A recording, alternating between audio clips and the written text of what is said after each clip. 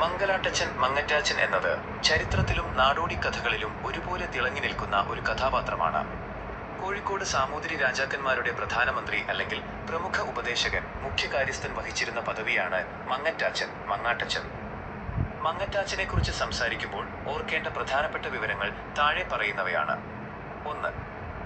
സാമൂതിരിയുടെ വലങ്കൈ.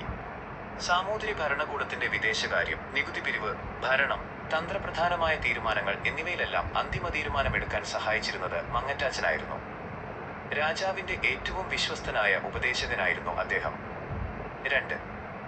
ബുദ്ധിയും നയതന്ത്രജ്ഞതയും.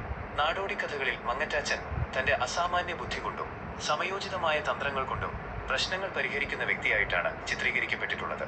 വിദേശ ശക്തികളായ പോർച്ചുഗീസുകാരുമായും മറ്റു പ്രാദേശിക രാജാക്കന്മാരുമായുമുള്ള നയതന്ത്ര ചർച്ചകളിൽ സാമൂതിരിക്ക് വേണ്ടി നിലപാടുകൾ എടുത്തത് മങ്ങറ്റാച്ചനാണ്. 3. സാഹിത്യത്തിലെയും നാടോടി കഥകളിലെയും സാന്നിധ്യം.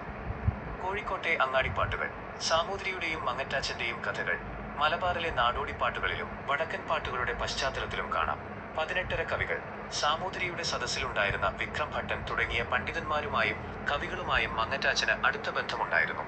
ബുദ്ധിരാക്ഷസനായ ഒരു മന്ത്രി എന്ന നിലയിൽ തിരുവിതാംകൂറിലെ രാമയ്യൻ ദളവയോടോ അക്ബറിന്റെ മന്ത്രിയായ ബീർബലിനോടോ ഉപമിക്കാവുന്ന സ്ഥാനമാണ് മലബാർ ചരിത്രത്തിൽ മങ്ങറ്റാച്ചനുള്ളത്. ചുരുക്കത്തിൽ കേവലം ഒരു വ്യക്തി എന്നതിലുപരി സാമൂതിരി ഭരണകാലത്തെ നയതന്ത്രത്തിന്റെയും സമർത്ഥമായ ഭരണത്തിന്റെയും പ്രതീകമാണ് മങ്ങറ്റാച്ചൻ.